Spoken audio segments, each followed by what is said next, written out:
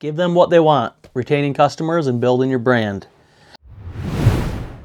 Now, some might say those are two separate conversations, and they could be, but in this instance, I'm going to have to disagree. Because it's nearly impossible to grow your farm business, or any business for that matter, if you're not retaining customers and keeping them happy and coming back for more. So, the question I guess would be, how do you do that? And today we're not actually talking about customer service or customer satisfaction. Because honestly, at this point, that has to be a given, that has to be there. But what I want to talk about today is why they come to you in the first place. You had something in particular that they want or needed, or both. You've probably heard the riches is in the niches, or the riches is in the niches, meaning getting really specific at what your target audience or your customer base wants or needs, and then of course delivering on that every time.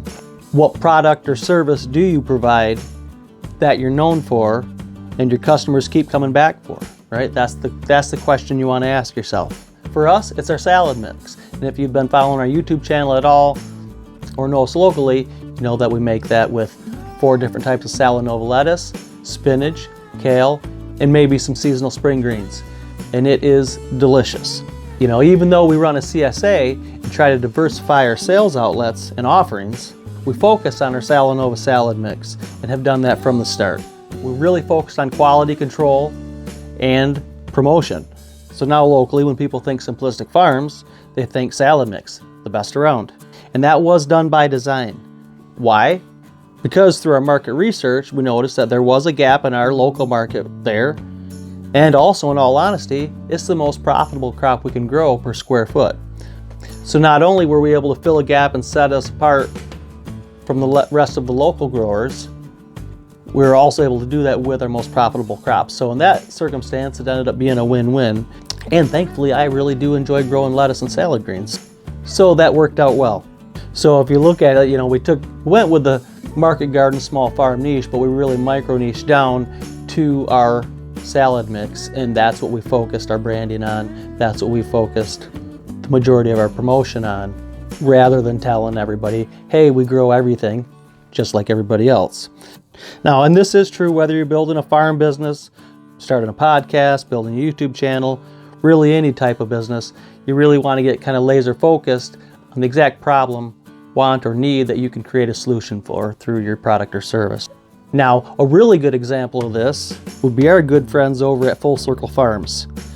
Now, they run a grass-fed beef operation, and that's kind of what they're known for. They also grow some great vegetables, but they've really niched down this year, and they've created a handmade soap business, a soap and skincare product line, and that's where the bulk of the promotions went. And now, because they've been consistent, when I think Full Circle Farms, my brain instantly jumps to their handmade soap line.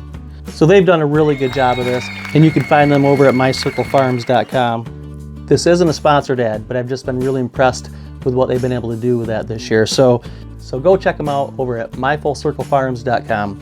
I think they've done a really good job finding a niche within the niche that they're able to carve out another spot in the market for them. So they're a great example of that, because what we see is, you know, we often want to reach everybody in the market, but by doing that, we end up reaching nobody because we haven't narrowed our focus down enough even to be noticed amidst all of the competition. We think by offering more, we'll reach and sell more, but that usually isn't the case. I've heard that if you want to grow, it's much better to be a meaningful specific rather than a wandering generality. But here's the cool thing.